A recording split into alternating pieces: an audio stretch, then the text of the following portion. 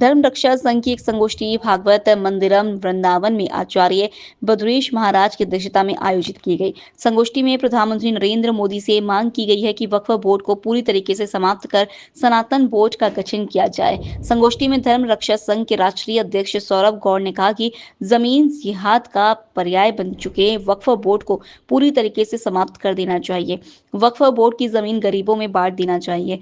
महामंडलेश्वर स्वामी कृष्णानंद महाराज, महंत अतुल कृष्णदास महाराज, महंत दशरथ दास महाराज, ज्ञानेश महाराज, श्रीदास प्रजापति, संगम द्विवेदी, धर्मेंद्र गिरधर महाराज, सच्चिदानंद महाराज, ध्रुव नारायण देशराज उपाध्याय, भास्कर शर्मा इत्यादि मौजूद रहे। वक्फ बोर्ड का जो अभी तक देखने में आया है कि वक्फ बोर्ड पूरी तरीके से एक भस्मासुर हो चुका है। अब इसमें संशोधन की कोई आवश्यकता नहीं है।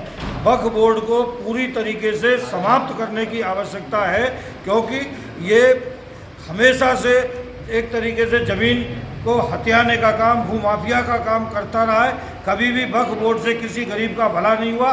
इसलिए मैं प्रधानमंत्री नरेंद्र मोदी जी से ये आग्रह करता हूं कि बजाय वक्फ बोर्ड में कोई संशोधन करने के इस बिल को पूरी तरीके से समाप्त कर दिया जाए और वक्फ बोर्ड के साथ में हमें हमारा सनातन बोर्ड अलग से दिया जाए। और वक्फ बोर्ड जब समाप्त हो जाएगा तब सनातनियों के लिए एक सनातन बोर्ड का गठन होकर हम अपनी ज़मीनों को अपने मंदिर देवालयों के लिए अच्छी तरीके से प्रयोग कर पाएंगे।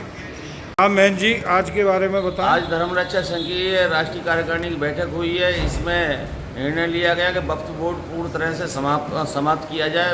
भारतीय जनता पार्टी की जो सरकार है, जिस तरह से नेहरू ने इस कानून को लाया है, उसी प्रकार से मोदी सरकार को भी इस कानून को समाप्त कर देना चाहिए। अगर संशोधन करते हैं तो इस तरह का संशोधन होना चाहिए कि भविष्य में आके हमारी भूमि को, हमारी ज़मीनों को, हमारे मंदिर देवालों को नहीं अतिक्रमण कर सकें। और हमें पूर्ण विश्वास है इस संशोधन बिल पर, और निश्चित ही ये पूरे देश के लिए सराहनीय बिल होगा। लोकल से लेकर ग्लोबल तक की खबरों के लिए देखते रहिए सच्ची रिपोर्ट।